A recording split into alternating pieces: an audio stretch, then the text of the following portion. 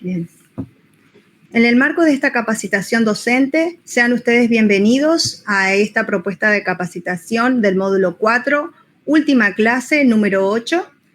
La propuesta se enmarca en una gestión pedagógica y didáctica de las prácticas docentes en educación física, desafío y oportunidades en contextos formales y no formales.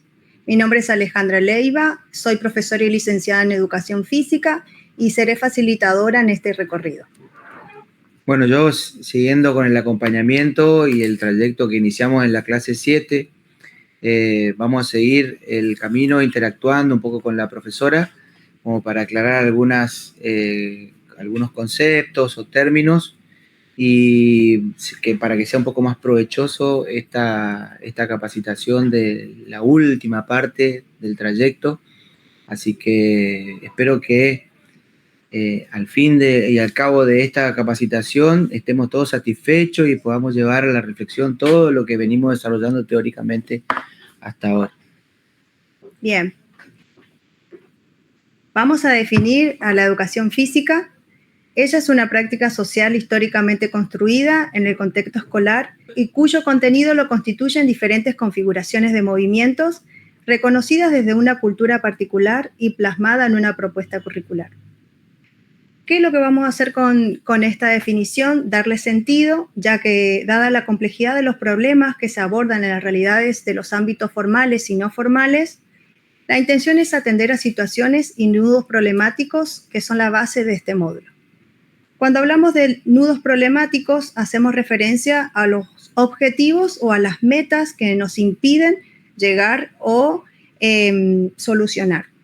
Para ello vamos a hacer un par de preguntas y vamos a interactuar con quien me comparte el espacio, con el profe Walter. ¿Cuándo se convierte en una educación de calidad en la clase de educación física?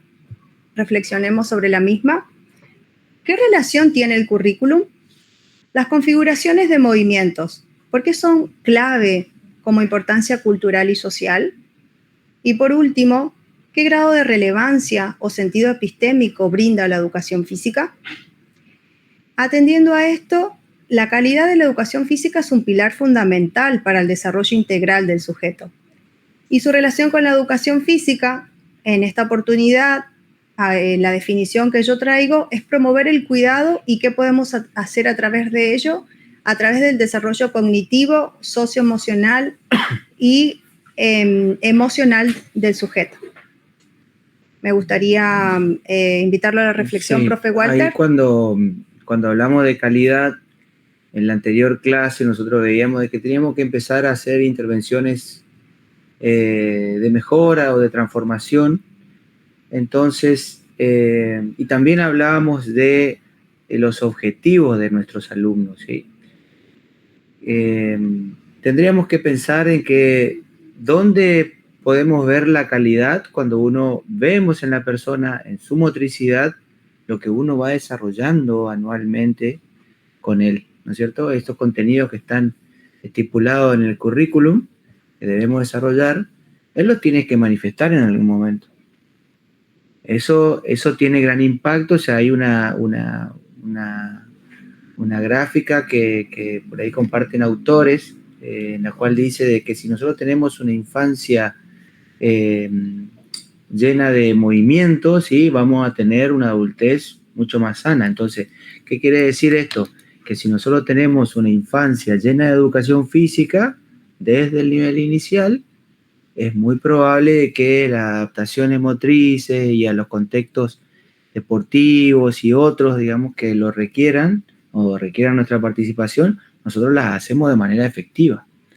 Entonces, eso quiere decir de que si una persona accede muy fácilmente a eso, nosotros entendemos de que evidentemente tuvo una educación física de calidad, bien, eficaz.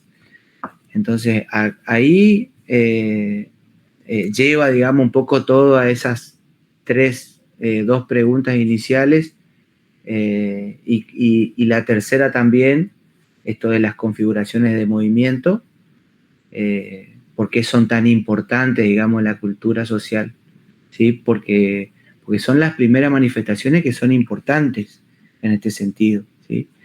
Configuraciones de movimiento como términos antiguos por ahí, pero Exacto. ahora son como los ejes transversales que debemos desarrollar: el deporte, el juego, las actividades en la naturaleza.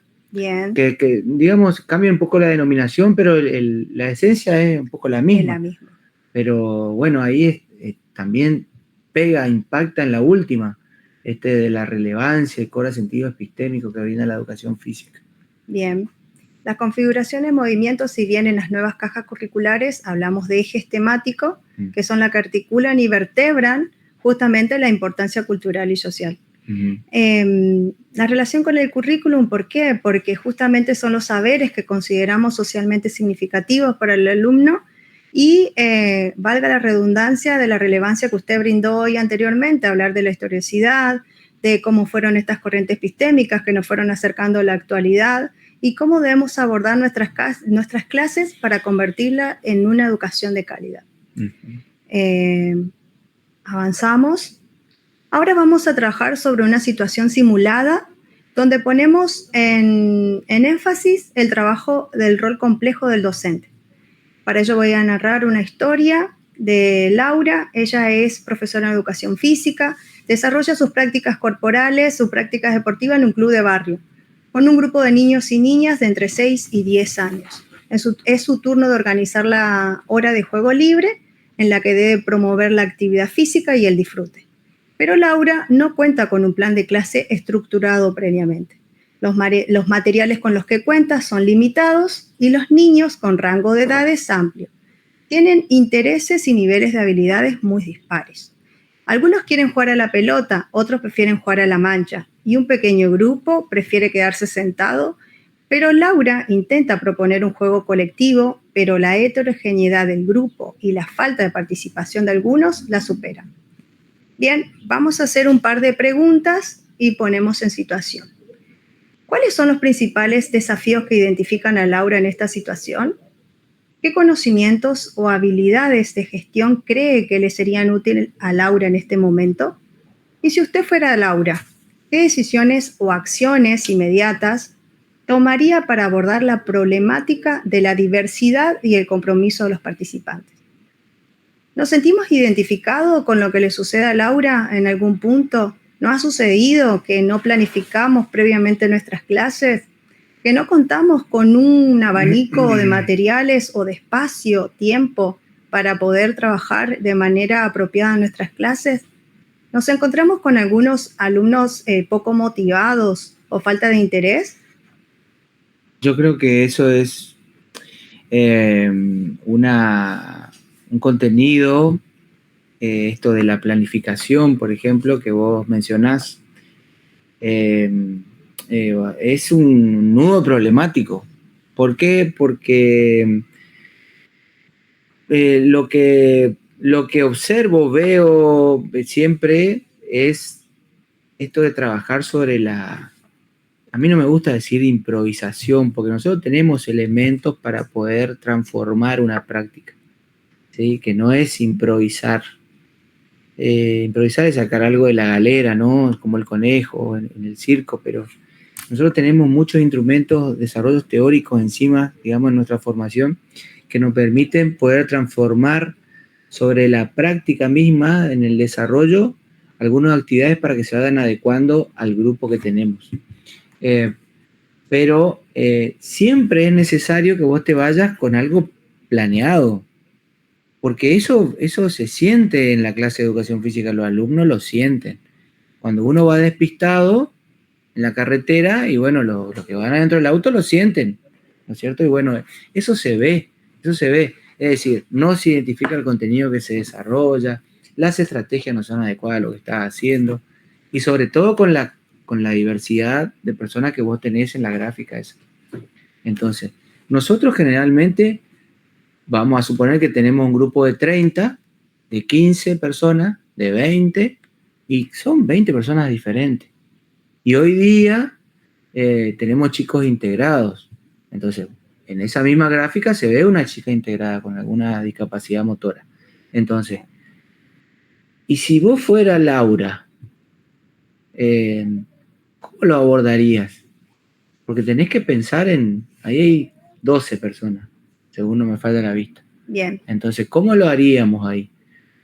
Pensar en armar grupos, darle la misma actividad a la chica que está ahí en la silla de ruedas y que ella se desempeñe dentro de sus posibilidades y no limitarla en nada. Me parece que por ahí podría ser una alternativa. Exacto. La gestión de nuestras prácticas no ocurre en un vacío, sino que en un entramado de factores pedagógicos, didácticos, sociales, institucionales y como así también políticos. El currículum no es solo un documento, sino es una construcción social. El docente como gestor debe ser capaz de interpretar y resignificar el currículum en la práctica, adaptándola a las realidades de sus estudiantes y como así y de gran relevancia el contexto en el que trabajamos y llevamos a cabo nuestras prácticas. Reconocer que las tensiones siempre están presentes y con las contradicciones del proceso educativo también son parte de nuestro proceso. Entonces, la gestión es una respuesta deliberada a esta complejidad. Nosotros vamos a trabajar situaciones como Laura en la cotidianidad de nuestras clases, ya que son un desafío que invita al estudiante a movilizarse intencionalmente a través de sus capacidades motrices, cognitivas, emocionales y socioafectivas para poder resolverlo. Ahora pasemos a otra situación. Bien, los escenarios actuales exigen más que la mera observación y la ejecución de ejercicios, que lo que hoy usted planteaba en la clase número 7, sino que tenemos que tener la capacidad de una gestión efectiva de nuestras prácticas docentes. Para ellos vamos a nombrar lo que el profe trajo hoy con relevancia, pensar, diseñar, implementar e incorporar estrategias que sean valiosas para que nuestros alumnos puedan ser partícipes y se convierta en una gestión efectiva. Avanzamos. Usted nombró los nudos problemáticos. Recalcamos que los nudos problemáticos son lo que no nos permiten alcanzar nuestros objetivos o las metas que tenemos a corto y a largo plazo. Para ellos podemos observar diferentes filminas donde observamos una heterogeneidad de alumnos en la primera oportunidad, en la primera filminita, donde hay alumnos dispares, con intereses y por lo visto habilidades distintas. En la que está abajo, que es un contexto escolar con un patio cerrado, donde la dinámica de la clase parece poco atractiva. Sin embargo, hay niños sentados que pareciera que pasa como el mismo caso de Laura, donde se sienten aburridos, poco atrapantes, donde tienen que esperar su turno. En la siguiente filmina de arriba, del margen derecho, en mi caso, vemos un patio también cerrado, donde es reducido, donde hay una heterogeneidad y una cantidad considerable de alumnos que no se puede trabajar de manera apropiada. Y por último, que es algo que yo sostengo, que a los niños no debemos darle clases teóricas o, por así decirlo, pasivas, porque justamente en la edad evolutiva del niño, sostiene Patricia Stokoe, que es donde debemos trabajar la creatividad y construir su conocimiento desde la motricidad. Entonces, desde estas situaciones simuladas, deberíamos analizar y reflexionar sobre la misma. ¿Se identifican con estas filminas? ¿Le ha atravesado sus prácticas en este tipo de casos? Esto de hablar de la edad evolutiva del chico, siempre muy presente en la escuela primaria, ¿no? Porque a medida que el chico se va desarrollando, va creciendo, ¿sí?, en altura y en tamaño, va cambiando sus intereses. Lo que manifestá, profe, vos ahí en las diferentes fotos, digamos, que están ahí, me llama mucho la atención esto de los chicos, el 9, el 10 y los que están al lado. Ellos están esperando algo, ¿sí? Y ahí hay un error. No hay lógica de que uno con la necesidad de movimiento que tengan los chicos, vos los hagas esperar un turno, que no tengan todos sus elementos, que también la podemos ver acá a la izquierda, porque hay mucha gente que está, de los chicos que están acostados, y pareciera que están observando algo, hasta incluso el que está parado observa, pero no sé qué, digamos, hay mil interpretaciones, pero no hay una representación dinámica o alegre de lo que sería una situación de clase. Entonces, ni hablar de la derecha arriba. Es un contexto muy chiquito, pareciera de escuela privada, por los uniformes que tienen los chicos, en la cual todos van a esperar un turno. Exacto. Una clase totalmente aburrida, porque si hay 2 horas para 20, 15, no sé, encimados ahí. Entonces, hay que replantear estrategias, ¿sí? Tal vez la primera foto es un poco más representativa de lo que nos pasa a nosotros, pero las demás no deberían suceder. Bien. Desde mi punto de vista. Para poder gestionar estas prácticas docentes, deberíamos adaptarlas a los contextos de cada institución, pero como un desafío, poder desanudar estos tipos de nudos problemáticos, tanto en el ámbito escolar como en el ámbito no formal. Avancemos. En la siguiente filmina nos acompaña el pedagogo Philippe Perrenot, que nos presenta 2 preguntas bien significativas. La gestión efectiva de las prácticas docentes en educación física, ¿en qué consiste? ¿En qué debemos hacer relevancia? ¿Qué entienden por gestión de aulas en educación física? ¿Cómo aplicamos esto al instante de la clase de educación física cuando algo no sale como esperábamos? Justamente, como compartimos en la filmina anterior, ¿qué debemos identificar en estos tipos de casos para que nuestra gestión pedagógica sea exitosa? Justamente lo que propone Gemino Sacristán es un docente estratega, un docente que pueda permitirle al alumno no solamente transmitir conocimiento, sino que movilice desde la complejidad. Cuando tratamos de la complejidad, hablamos de tener en cuenta el espacio, el tiempo, la organización, los agrupamientos, las estrategias y como así también la evaluación. ¿Por qué la evaluación?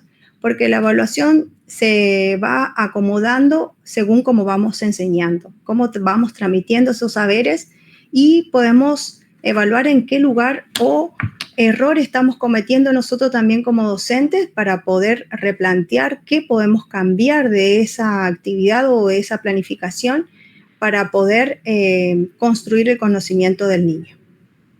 Perrenot nos dice que debemos ser un profesional reflexivo en la acción y reflexivo sobre la acción. Cuando hablamos reflexivo en la acción, significa hacer ajustes inmediatos en el momento de la realización de la ejecución de los movimientos motrices. Sin embargo, sobre la acción hace referencia después de dar clase. ¿Qué hicimos mal? ¿Qué podemos cambiar? ¿Cómo podemos corregir? Pero desde la heterogeneidad de nuestros alumnos, desde la motivación, del interés, de lo que pueden hacer o no durante nuestras prácticas corporales o motrices dentro de una clase de educación física. ¿Qué opina al respecto, profe, de estas palabras aisladas? Y me gustaría un grado de relevancia. ¿Con cuál se identifica? Con el de profesional, que tal vez no está en grande, pero el profesional de la educación física o el profesional docente tiene una gran responsabilidad, justamente porque está desarrollando una profesión, ¿sí? Y la profesión requiere siempre de compromiso, ¿sí? De repensar, de, como dice ahí, movilizar, organizar, planear, evaluar la estrategia, ¿sí? Eso hace de que son, digamos, puntos necesarios de un profesional siempre, ¿sí? De repensar sobre la acción, durante la acción, ¿está? Y poder ir corrigiendo cosas en el camino de la enseñanza. ¿Está? Porque uno va observando cómo va, como decíamos en la anterior, cómo va, digamos, reaccionando el alumno. Entonces ahí es donde tenemos que hacer un alto, sobre la marcha, ¿no? Sobre la marcha, Exacto. hacer un alto. Bien. Y volver a arrancar en el replanteo de la actividad. Es muy valioso lo que usted trae, profesor, porque la verdad que ser profesional es algo complejo. Es un entramado que nos permite no solo actuar sobre la acción, sino sobre la acción. Que nos permite esto, ser docente con pensamientos críticos, reflexivos, donde la gestión de las prácticas debe ser de manera primordial para poder construir el conocimiento de los sujetos que encontramos tanto en nuestras aulas como en los ámbitos no formales. Avanzamos. De manera minuciosa vamos a trabajar 2 ámbitos que amerita esta propuesta de capacitación: el ámbito escolar y el ámbito no formal. En el ámbito escolar se define como un carácter prescriptivo y sistemático. Existe un currículum oficial que establece objetivos, contenidos, criterios de evaluación enmarcado en un tiempo escolar y en un espacio específico de trabajo, ya sea el patio, el gimnasio. Los grupos generalmente están determinados por edades y por ciclos educativos. La evaluación en este caso está regulada y normada de forma institucional y que se inscribe en un sistema de promoción. Es clave la comunicación con la familia y la articulación con los docentes para poder trabajar de manera adaptada y pertinente. Nos acompaña el autor Díaz Barrigas, que nos permite y nos dice que el currículum debe ser interpretativo, adaptarlo y poder trabajar en la heterogeneidad y diversidad de nuestros estudiantes. Seguimos un poquito más adelante en el ámbito no formal. En el ámbito no formal hablamos de contextos donde se abordan actividades físicas tanto en los clubes como en los gimnasios, en los centros recreativos, talleres deportivos y como así también en las colonias de vacaciones. Se distinguen por su gran flexibilidad curricular y su objetivo puede ser más específico, ya que se promociona a través de ella la salud, el rendimiento deportivo, la socialización, la recreación, y la participación de los voluntarios o los participantes es más en un aspecto más participativo por la forma de la motivación y el interés y grado con el que participa o asiste a esos lugares donde realiza sus actividades físicas. Las edades acá, en este caso, presentan una heterogeneidad y los niveles y habilidades de motivaciones son bastante parecidas. La gestión que nos permite en este contexto es alta, ya que debemos diagnosticar qué niveles de aprendizajes o qué niveles de actividad física sabe realizar el sujeto. Y a partir de ahí, ofrecerle un abanico de actividades y objetivos bien claros para poder llegar a la meta o a concluir un ciclo de competencia deportiva. Profe, me gustaría que me dé alguna anécdota o algo que traiga valioso a esta oportunidad. Y a mí me parece que con lo que acabas de decir, ¿por qué ponen tanto énfasis en el club eso y nosotros no le ponemos tanta pila en la escuela? Bien. Decir, hoy tenemos que pensar así, ver qué encuentra, como decíamos en la clase anterior, qué encuentra el alumno en el club que nos le estamos dando nosotros, ¿sí? Definitivamente la competencia es un gran atractivo para ellos. Nosotros tratamos de no ser tan competitivos en la escuela, en el sistema formal, cuando ellos están en el club y están todo el tiempo compitiendo entre ellos, ¿sí? Entre ellos y contra equipos, ¿no es cierto? U otros clubes. Entonces,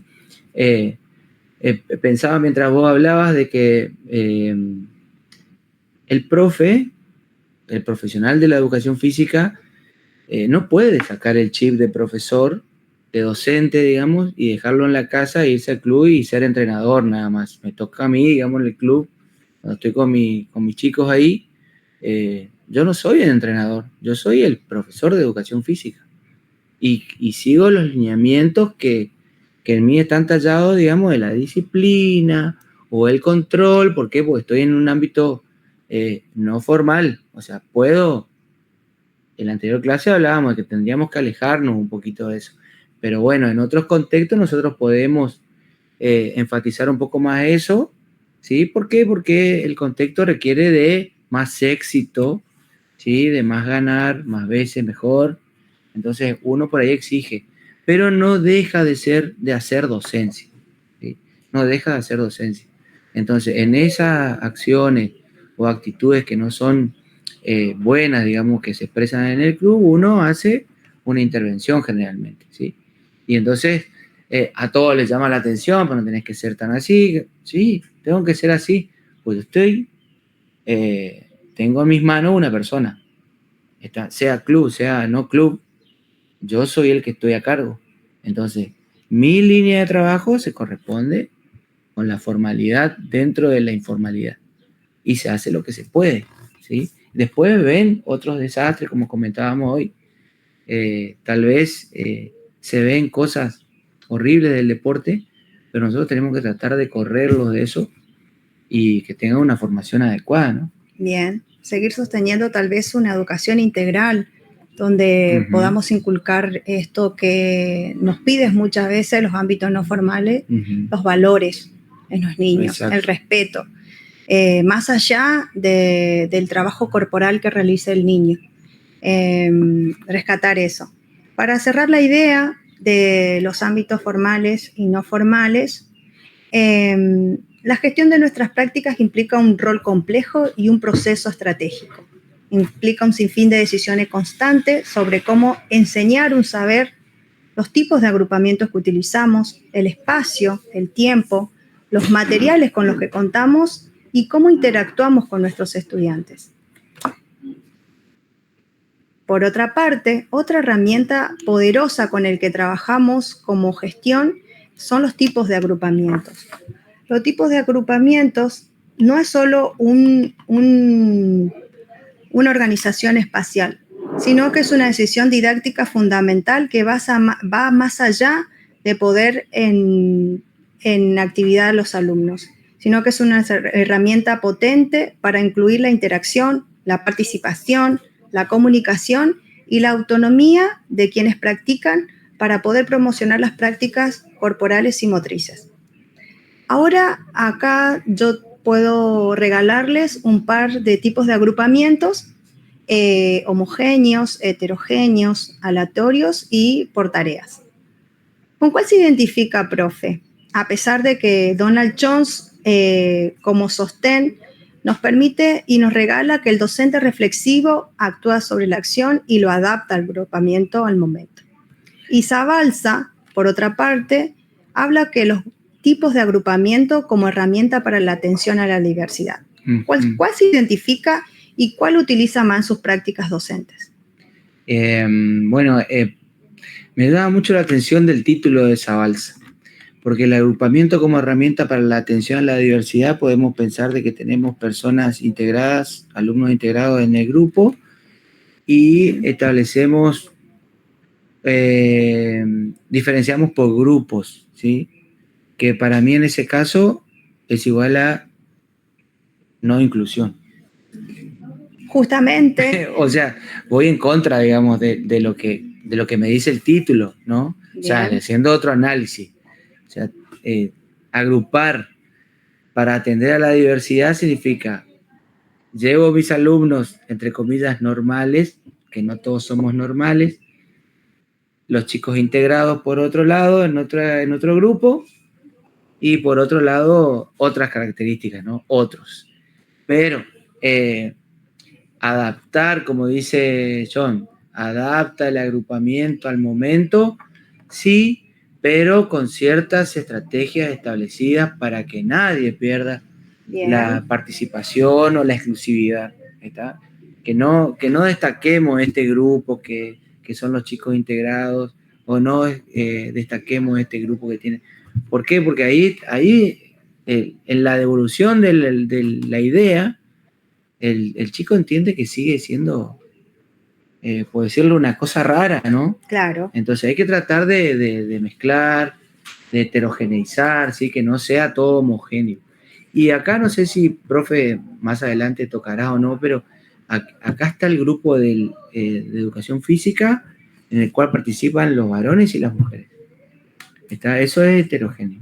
Sí. Entonces, eso también obligó en este último tiempo, digamos, donde se empezó a utilizar esta forma de agrupamiento, en el cual participan los dos, llevó a una adecuación o adaptación de nuestras prácticas, porque nosotros la sufrimos con algunos profesores que estaban resistidos en el área de formación, digamos, profesorado de educación física, resistido del trabajo del grupo que se integran las chicas. Mixto. ¿Está? El mixto. ¿Por qué? Porque se sustentaban en que el rendimiento de la clase no iba a ser lo mismo, que las habilidades que tienen desarrolladas no son las mismas, entonces llegar a los diferentes contenidos objetivos que pretendían los alumnos no lo iban a lograr en tiempo y forma. Entonces uno bajaba la intensidad de la clase. Bien. Entonces, que baja el rendimiento de la clase, que baja la intensidad, son todos términos de... O son como pensamientos culturales en realidad. Sí. Que se establece esto de que hay que trabajar de manera homogénea, como fueron en nuestra oportunidad, en nuestra formación, sí, donde los varones por un lado y las mujeres por el otro, pero justamente las nuevas bibliografías nos invita y se viene trabajando en la heterogeneidad, valorar lo que pueden hacer de forma conjunta para poder trabajar la diversidad y la heterogeneidad, que valga la redundancia, de los diferentes ritmos de aprendizajes. Ajá, sí. Por estaciones, ¿por qué? Porque las estaciones lo que nos permite muchas veces simplificar los espacios, las tareas motrices, y el docente lo que hace es ajuste constantemente de manera apropiada, específica. La homogeneidad, sin embargo, es bueno trabajarla. ¿Por qué? Porque podemos hacer en dos partes o en dos momentos de la clase. Podemos decir, por ejemplo, en un deporte en voleibol, si vamos a trabajar el armador, fundamentos técnicos o dribbling o estrategias que le llevan al armador a un determinado objetivo. Pero a su vez también de manera simultánea trabajar con un grupo que cumple otro rol en el equipo y que también puede ajustarse a estos requisitos. Sí. Entonces estamos trabajando dos tipos de agrupamientos. Para ello lo que vamos a necesitar es pensar y diseñar e implementar una estrategia de cómo vamos a llevar a cabo, donde los objetivos y la propuesta de la clase deben estar bien definidas. Uh-huh. Exacto. Eso habla mucho de planificar. Eso habla mucho de que tenemos que planificar y no ir a nuestras clases sin una idea previa. Uh-huh. Ahora, hablando un poco más del corazón de la clase, específicamente del ámbito escolar, ¿qué es esto de diseñar, implementar y gestionar y trabajar sobre estrategia? ¿Con qué cree usted que es más relevante o cómo podría sistematizar y sincronizar esta tarea? Y bueno, aquí, por ejemplo, tenemos componentes clave, contenido, objetivos, actividades, estrategias, rol del docente, implementación. Voy a repasar, ¿eh? Sí. Mediador, facilitador, estrategia didáctica, aprendizaje por descubrimiento, resolución, problemas. Algo lo que usted trajo ya en la clase número 7. Sí. Entonces, establecer concretamente, así como está ahí en componentes clave, el contenido a enseñar. ¿Sí? Bien. ¿Qué estrategia voy a utilizar? ¿Sí? Y en este caso mi rol sería de, tal vez, según la estrategia, de mediador solamente. Puede ser. ¿Sí? De mediador. Está porque si tendría que pensar en un desarrollo o actividades en donde solamente yo utilice el estilo de enseñanza por mando directo, por ejemplo, tendría que hablar de que los chicos implementen algo. Vos le das la actividad, la tarea y que la realicen. Exacto. Ni siquiera que la resuelvan, porque hablar de resolver hay un proceso previo. Exacto. De explicación o de orientación para que ellos lleguen a la resolución de algo. Pero no, en este caso, ustedes tienen que implementar esto que yo les digo. Sí. ¿Está? Entonces, ahí es donde hay una diferencia, digamos. Y después el de facilitador, estaríamos hablando de que tal vez podíamos hablar de aprendizajes cooperativos. Perfecto. ¿Está? En donde aparezca la no evaluaciones, sino que trabajo un desarrollo donde el alumno pueda expresarse, como hablábamos hoy, del estilo participativo, ¿sí? Que tenga participación. Y, bueno, en este caso el rol del docente es solamente facilitador. Bien. Aclaremos que los tipos de estrategias de didáctica va a determinar el rol del docente, que es lo que trajiste recién.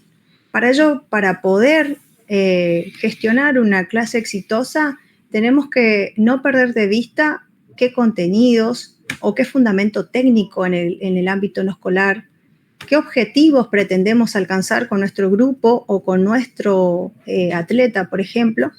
Las actividades deben ser claras, precisas, simples o complejas, si así lo requiere, y la estrategia que, como hoy lo dijo, deberíamos dejar de lado, tal vez, propongo, de sacar un poco el mando directo, sino para adentrarnos a otro tipo de estrategias, por descubrimiento guiado, semiconducido, donde le permita el rol docente mediar o facilitar para poder radicar una tarea motriz significativa en nuestros estudiantes. Seguimos avanzando un poquito más. Acá viene algo que nos determina la labor del docente. Si usted la identifica, quien nos acompaña es la autora Rebeca Nijovic, que nos pregunta: ¿qué me dice una nota sobre el aprendizaje de un estudiante? Ahí te respondo un poco porque me quedé pensando en otras referencias que tengo de Nijovic también. Y voy a lo que hablábamos en la clase anterior, el profe que estaba tomando nota, haciendo la evaluación, y él rescata, como dice Nijovic, ¿qué me dice una nota numérica en ese caso de un alumno? ¿Está? Hay que definir bien los criterios, hasta dónde llega el alumno, cómo llega, y hablar de cómo llega significa otra cosa. Exacto. Ya significa otra cosa. Entonces, ella dice en un reel donde ella expone, digamos, ¿qué importancia tiene de que el alumno sepa cuándo Cristóbal Colón o en qué fecha tal cosa? Bueno, la sabe, listo, eso lo consigue por internet, dice. O sea, es fácil de encontrar la solución. Ahora, hacer un análisis reflexivo de por qué él obtuvo esa nota con una devolución que nosotros le hacemos, digamos, bastante coherente y reflexiva y de análisis, bueno, ahí es otro tipo de interpretación que hace el alumno. ¿Sí? Hay otra reflexión, hay otro tipo de evaluación ahí. No solamente numérica. O sea que él, vos lo que promovés ahí es una construcción, ¿sí? De aprendizaje de algo. Bien, es algo parecido a lo que traías en la clase anterior, profe. Esto de una nota numérica, ¿determina la capacidad motriz del alumno o determina si pasa de año o no? O sea, lo que nos regala Nijovic es de repensar también qué estamos enseñando y si construimos ese saber en un aprendizaje significativo en el alumno. Si retroalimenta, si es tanto positivo para el alumno o cómo podemos partir de ahí para modificar nuestras clases, transformarla y repensar nuestras prácticas. O sea, es una compleja tarea o labor del docente que debe decir, bueno, si el alumno está ejecutando mal o está obteniendo malas notas por esta acción motriz, ¿pasa o no pasa de año? Claro. ¿Está aprobado o no? Pero tal vez con otras herramientas o con otras estrategias, el alumno puede brindar esa información o puede estar a la altura de esa nota que no sea específicamente motriz. Sí. Porque hoy en día nos encontramos con la heterogeneidad de alumnos que tal vez no les sale ese fundamento técnico tal cual fue solicitado. O tal vez lo que traía también como problematización. ¿Enseñamos cómo evaluamos?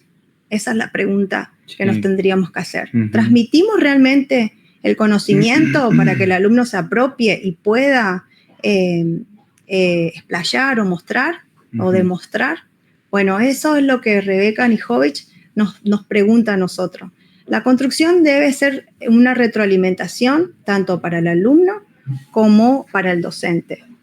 Autoevaluación, donde el alumno también permita autoevaluarse, y coevaluación, donde puede evaluar al otro o nosotros también autoevaluarnos o en función de otro colega que nos puede rescatar de manera crítica de cómo son nuestras prácticas. Exactamente. Eso, digamos, relacionándolo acá con la evaluación final, sumativa, digamos, no deja de ser una evaluación diagnóstica para el próximo año. Exacto. Entonces, ahí es donde se da la retroalimentación. O no deja de ser una evaluación formativa, perdón. Una evaluación formativa no deja de ser diagnóstica de ese contenido que a su vez tiene una subestructura de contenidos a desarrollar para consolidar todo eso. Entonces, uno va viendo, como decía en la clase anterior, cómo va respondiendo el alumno a eso. Entonces, uno va haciendo los ajustes, las vueltas de tuerca, para poder ajustar eso. Claro, a veces justamente los docentes nos ajustamos a las normativas o a los criterios que nos pide un proceso educativo y, bueno, de manera urgente tal vez a veces evaluamos y no podemos valorar el potencial del alumno. Para ello nos acompaña Donald Jones, que él nos dice que la evaluación debe ser una herramienta de mejora. Una herramienta de mejora donde el alumno debe construirse positivamente, no verlo como un error, sino verlo como un desafío de hacer ajustes inmediatos y poder enseñar de otra manera para poder cumplir o complementar con la tarea de lo que es la evaluación. Exacto. Para ellos, la evaluación tiene un propósito y hay tipos de evaluación. Nosotros, cuando se inicia un ciclo lectivo, diagnosticamos. Como así también en los clubes, en el ámbito no formal, debemos diagnosticar nuestros grupos según los saberes previos, el grado o nivel de ritmo de aprendizaje, la capacidad motriz que se encuentra el alumno o en este caso el deportista. Y una herramienta que nos permite evaluar es la observación directa, que es lo que hablaba hoy, lo que hablaba en la clase anterior el profe. La observación, si puede ejecutarlo o no, en qué nivel de aprendizaje se encuentra el alumno o capacidad motriz. Nijovic nos dice que lo primordial es trabajar, o deberíamos empezar a trabajar en nuestras clases evaluando a través de rúbricas y de lista de cotejos. Si bien la formativa es el corazón de nuestra acción, pero las rúbricas nos permite trabajar con criterios bien definidos. De los que están ausentes, están presentes, del nivel que se encuentra el alumno. Podemos identificarlo, pero sin atribuirle algo negativo, sino que colocarlo en un lugar donde podamos ser un punto de partida para poder cambiar nuestras propias prácticas. Las listas de cotejos permiten el nivel o el ritmo de aprendizaje que el alumno me regala para poder construir a partir de esa posibilidad. Y por último, que había nombrado de la autoevaluación, permitirle o empezar a producir en nuestras evaluaciones cómo los alumnos de manera analítica y reflexiva se autoevalúan, sin generar críticas destructivas, sino que constructivas. Y como así también que hay que tener consignas, criterios precisos, cuando coevaluamos, porque eso permite que no se frustre o que no se valore y no se pueda observar la capacidad motriz o la capacidad cognitiva que nos pueden regalar nuestros estudiantes. Profe, me gustaría preguntarle cómo evalúa usted y qué le resuena o le resulta relevante de estos propósitos y tipos de evaluación? Bueno, rescato mucho el término, el concepto del error, ¿sí? Y la autoevaluación. Siempre es mucho más fácil destacar el error que el acierto. Entonces, si nosotros le sacamos un poco de temor al error, ¿sí?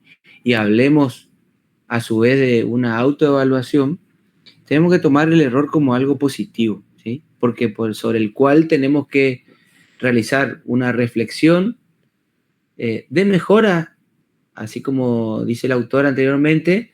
Tenemos que reflexionar sobre eso, no tomarlo como algo negativo, sino que, digamos, transformar, porque establecer cuáles fueron las razones por las cuales se generó el error, ¿sí? ¿Qué causó error? ¿Qué es lo que estoy haciendo mal? Que siempre me da error. Bien. ¿Está? Bueno, es como no lo mostré, pero hay presentaciones por ahí que te asimilan a una computadora, que te dicen, bueno, si te da error, pasar un antivirus. Si te sigue dando error, probá tal cosa. Y si no funcionó más, agarrá y tirá y cambiá y poné otra computadora. Pero en este caso, eso es un proceso de autoevaluación, de análisis. ¿Está? Es decir, entonces, si usaste, por ejemplo, tal estrategia y me dio error, ¿sí? Y cambiaste por otra y me sigue dando error, y bueno, y así, digamos, ir tratando de testear, y ahí viene la reflexión final, digamos, el análisis, ¿sí? Para poder repensar eso. Está ahí, y vuelvo a esto de lo que decía, esa evaluación que uno hace sobre el error, te sirve después como diagnóstica también para un buen inicio. Bien. Ahí está.